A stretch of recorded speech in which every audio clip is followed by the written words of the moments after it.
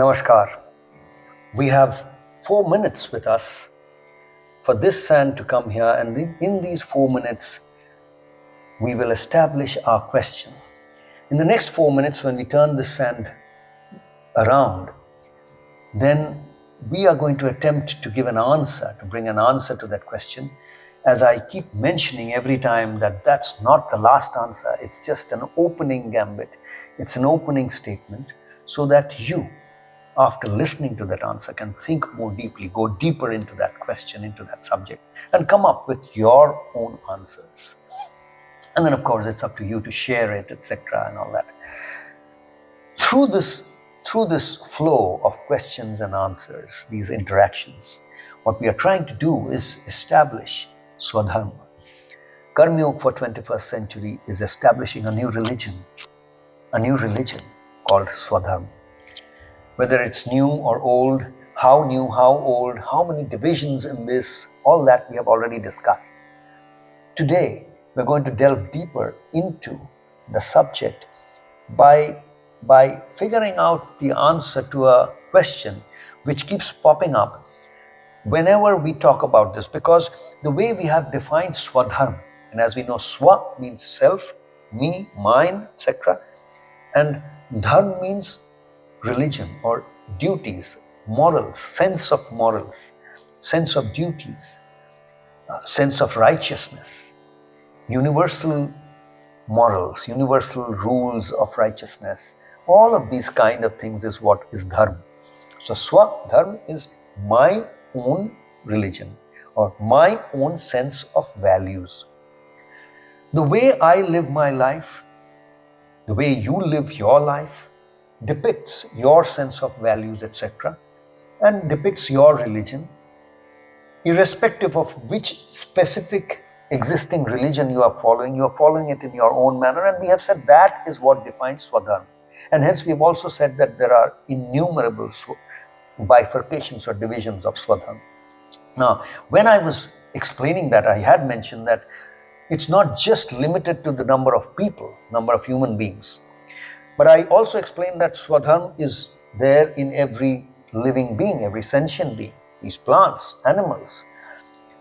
And I actually extended it further and said that even this pen, this compass, and compass, which is really a very symbolic, because just like the compass shows us the way, Dharma or our religion is supposed to show us the way, guide us. But the compass, the pen, the clock, this watch, the shirt that I'm wearing, all these also have their own Swadharma, own religion. For example, in the pen, we don't put milk in the pen in order to write, we put ink in it, so that's, and we write with it. We don't, of course, sometimes we also scratch, but that's a different issue. But it's primarily, we write with it, it follows its own way of being. So that's its Swadharma. So the question that comes up is that the Swadharma of me, or your Swadharma, and the Swadharma that this pen has to follow, is there a difference between these two? Is there a hierarchy? Is there something which is up there and something which is the pen and my pen Swadharma and my Swadharma, are they on the equal footing? Do we have to maintain equality? Do we have to think of these as equals? If we take great humans, avatars, those who are considered gods or Mahatma, great men and women, people who have shown us the way, is there any difference between the Swadharma of such people and other human beings who are probably not just beginning or being able to figure out stuff? Is there a difference in the level or their hierarchy of the Swadharma of these two individuals? Is my own Swadharma when I was just born as a baby and the Swadharma that I have today, can I place them somewhere up there, down here, anything like that? Or are these all absolutely egalitarian, equal? Now that's the question that we are exploring. And now coming on to the answer, what we have to understand is that this pen, let's take the example of this pen. We are talking about the pen, we were talking about this particular, it's talking about very profound things like its Dharma, its religion, its But the issue is that this pen is not even aware that we are talking about it. In fact, behind the camera, Ayan, who's shooting this, and all of you who are listening to this, at this point of time, if Ayan goes to sleep, then even he will not be aware, not remain aware that we are talking about him. So he loses his awareness or consciousness. If you who's listening to this suddenly doze off, or for some reason are unable to pay attention to what I'm saying, then I've already lost you. In that sense, you are not even aware that we are talking about you. So this lack of awareness, lack of consciousness, has something to do with Swadharm. And not just something to do. The claim is that it has a lot to do. It's predominant in the evolution or in the expression of Swadharm.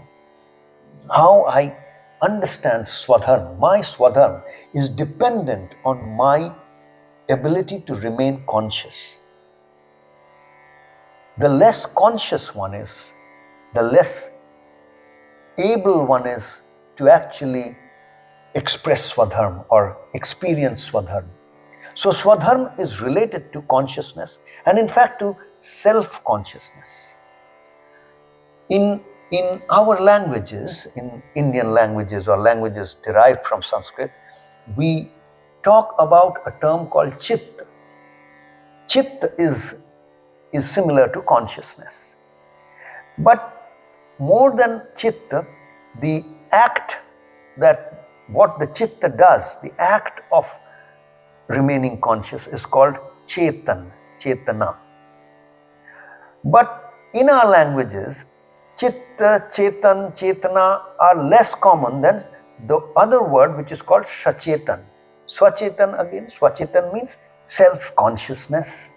Means I am conscious about what I am experiencing, what I am doing.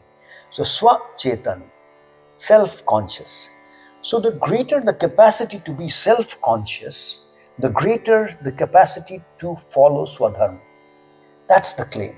So we are saying Swadharm is directly related and actually integrated wholly with self-consciousness. So in order to be an ardent follower of Swadharm, of this religion that we are talking about, in order to be a Swadharmi, so to say, you have to become more and more self-conscious. Not in a bad way. You have to be conscious of what you are doing, what you are thinking, what you are experiencing, what you are not experiencing, what your insights are, what your attitude is at any point of time, at any moment. The more you are able to do that, the more Swadharmi you can be. And hence we are saying, yes, there is all this hierarchy in Swadharm. And that hierarchy is dependent on consciousness, how conscious you are. Not just how conscious someone is, not a person, but a person at a particular time, at a particular moment in time. The more conscious you are at any point of time, the more are the chances that you are following Swadharm. That's all for today, friends. Take it easy and take care. Namaskar.